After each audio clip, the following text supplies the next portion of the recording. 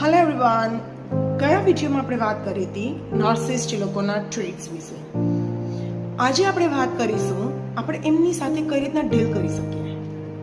જ્યારે આપણને ખબર હોય પર્સન નાર્સિસિસ્ટ છે પણ આપણે એમની સાથે ડીલ કરવું પડે તો આપણે કઈ રીતના કરી શકીએ.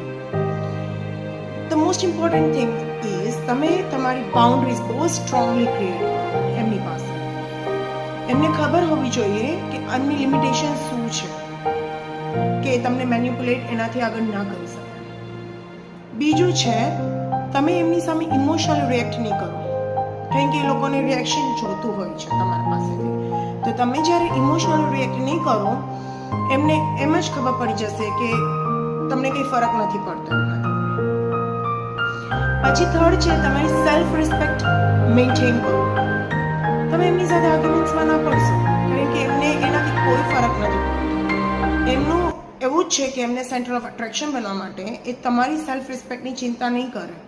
એટલે તમે તમારી સેલ્ફ રિસ્પેક્ટને મેન્ટેન કરો અને ત્યાંથી એવું લાગે તો વોક અવે કરી દો, એમની સાથે આર્ગ્યુમેન્ટ્સમાં ના પડશો. પછી ડિસ્ટન્સ મેન્ટેન કરો. બને તો તમારું ડિસ્ટન્સ થોડું મેન્ટેન કરો. તમે એમની સાથે બધી વસ્તુની ચર્ચામાં ના જશો.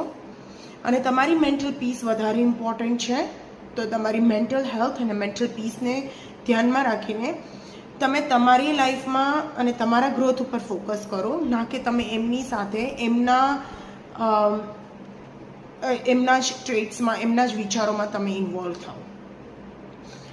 ઓવર એક્સપ્લેનેશન બંધ કરી દો, કેમ કે એ લોકોને તમારા ઉપર કંટ્રોલથી જ મતલબ છે. એમને તમારા એક્સપ્લેનેશનથી કોઈ લેવા દેવા નથી.